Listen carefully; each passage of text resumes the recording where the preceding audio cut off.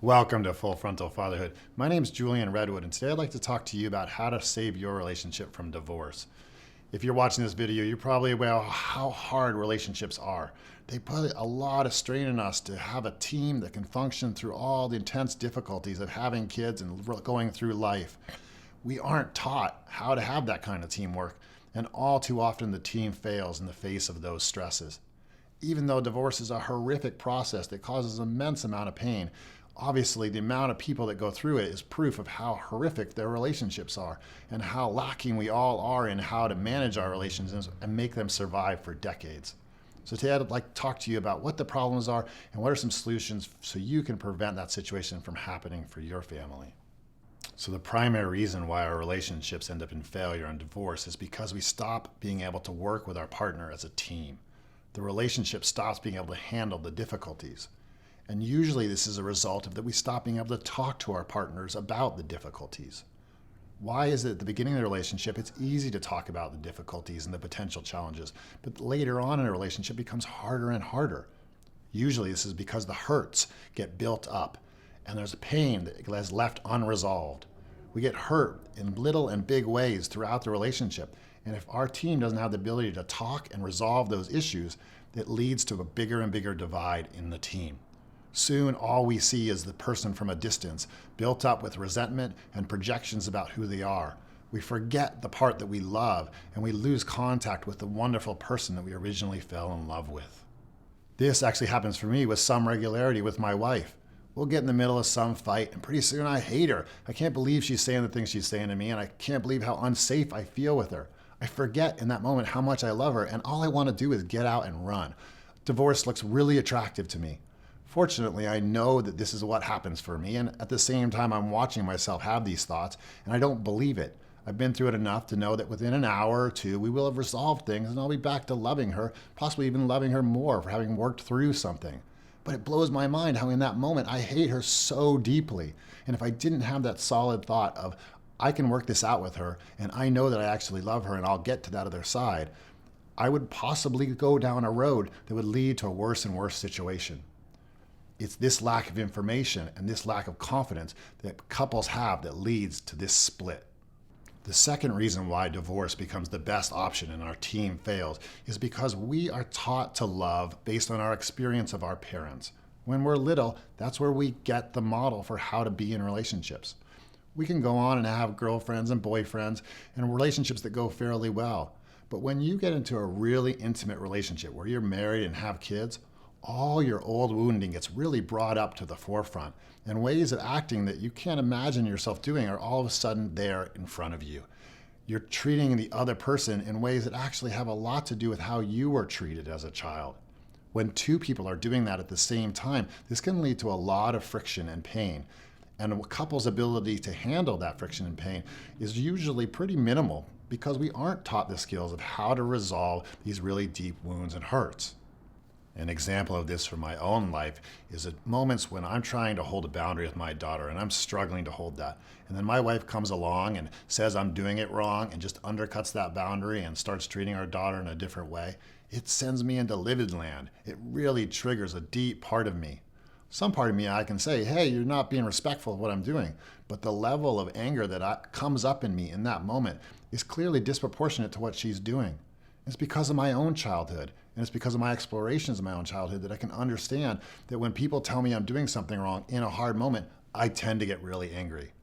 These kind of historical baggages that we carry in our life make us obviously far more reactive. And in those moments, if we understand what's at play, we are far more able to handle them and not cause us to lose our ability to be present with our partner and eventually head down the path of divorce.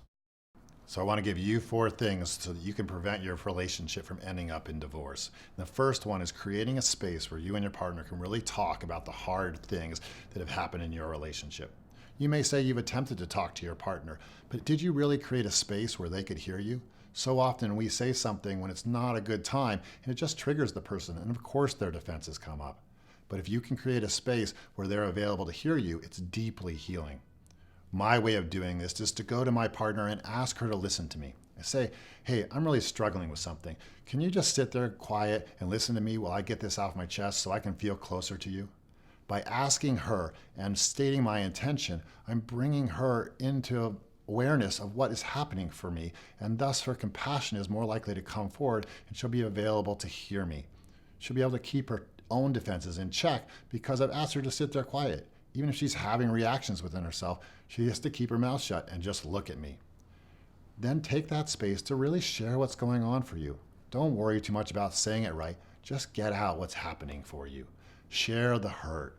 Share your anger. Share your pain. And as you speak it through, it will come to calm down as you go through it all. And if it's not calming down, then share it again, because there's some way in which you feel the other person isn't really hearing you. Maybe they're not looking you right in the eye, or they don't seem really present to you, and you could tell them that. But share what's going on and how you felt hurt, and let them hear you. Give yourself the space. So often we cut ourselves off too early after we've said a few hard things, and we say, oh, that was a lot, let me stop there. But then we've just said hard things to our partner, and it's going to leave them with hurt. When I take the space to express my hurt or upset with my wife, it usually starts with blaming her. But after I've gotten the blame out and some of the anger, some of my own ownership of what I've done can come to the forefront. And once I've acknowledged that, usually there's a lot of love and appreciation that comes out. If you haven't got to that level of appreciation and love, at least a little bit, then keep working through that hard stuff. As you can imagine, this often isn't enough. And so the second thing that you may need to do is to look at what your history is. Look at yourself. What's getting triggered here? How does this reflect your childhood or your past woundings?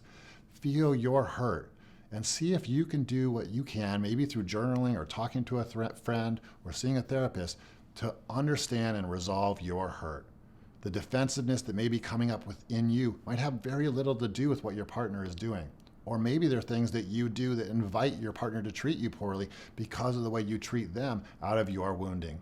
It's likely they're doing the same thing too. And if both of you can look at your history and feel it and explore it, then you stop being so much the victim of your history and start to gain some power in relationship to it. Still, these are very hard things to do. And so the third thing that you need to do sometimes is see a couples therapist. It really helps to have somebody else join you in this endeavor and create the space where you can really hear each other and work through the past hurts, whether from your own individual lives or from the woundings that have happened in the relationship. Whatever resistances you have to a couples therapist thinking they won't help much more, get over it. Sure, there's mediocre therapists out there, but a person being with you and helping you guide through this process can save so many relationships. And I really recommend you look at whatever resistance you have to surrendering into that process and go and get the help that you need to enable you to find the love within your relationship and move on to the rest of your life with your partner. The fourth thing is just a little sub note. What has really saved my relationship with my wife is that since we've had our daughter, we regularly take an overnight to get away and go and experience each other again anew. A date night really doesn't cut it in my experience. You go out, you're tired, eat some food, you chat about a few things. There's not the space to really see each other and enjoy each other in the way that really feeds your heart.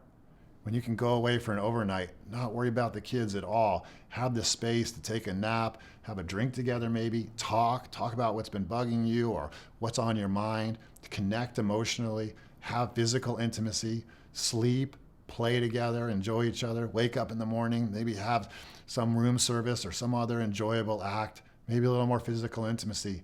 There's that spaciousness where you can enjoy each other. And it's amazing how every time I do this, I'm shocked at how much more I love my partner, remembering the joy that we can have together, a joy that's really hard to have when the kids are around and pulling on you in lots of different ways.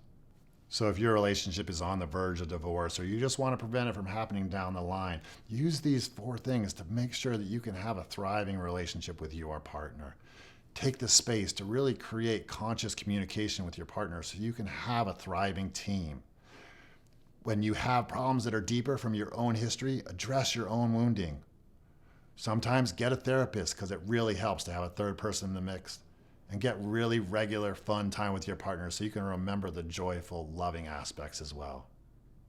Thank you for joining me for another episode of Full Frontal Fatherhood. I'd love to hear how you have survived divorce. Please join the conversation below, and I'll see you next time for another episode of Full Frontal Fatherhood.